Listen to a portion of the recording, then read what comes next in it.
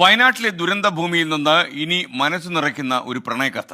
ഉരുൾപൊട്ടലിൽ കാമുകി മരിച്ചെന്ന് കരുതി അവസാനമായി ഒരു നോക്ക് കാണാൻ മൃതദേഹങ്ങൾ കുളിപ്പിക്കുന്ന സ്ഥലത്ത് 8 ദിവസം സഹായിയായി നിന്നു നെല്ലിമുണ്ട സ്വദേശി അൻസിൽ. ഒടുവിൽ 8-ാം നാൾ അവൾ ജീവിച്ചിരിക്കുന്നു എന്ന് അറിഞ്ഞു. അൻസിലിന്റെയും ഫിദയുടെയും മരിക്കാത്ത പ്രണയവും ജീവിതവുമാണ് നിങ്ങൾ ഇനി കാണാൻ പോകുന്നത്.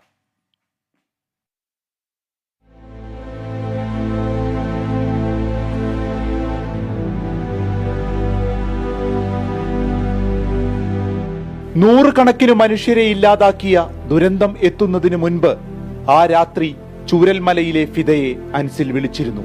സൂക്ഷിക്കണമെന്ന് പറയുകയും ചെയ്തു. പിന്നീട് വിളിച്ചപ്പോൾ അവൾ ഫോൺ എടുത്തില്ല. രാവിലെയാണ് മുണ്ടക്കയെയും ചൂരൽമലയെയും ഉരുൾ തൂത്തെറിഞ്ഞുവെന്ന് അവൻ അറിഞ്ഞത്. പിന്നീട് മരവിപ്പോടെ ചെയ്തതും അനുഭവിച്ചതുമെല്ലാം മേപ്പാടിയിലെ ഹെൽത്ത് സെന്ററിലിരുന്ന് പതിയെ അൻസിൽ പറഞ്ഞു തുടങ്ങി.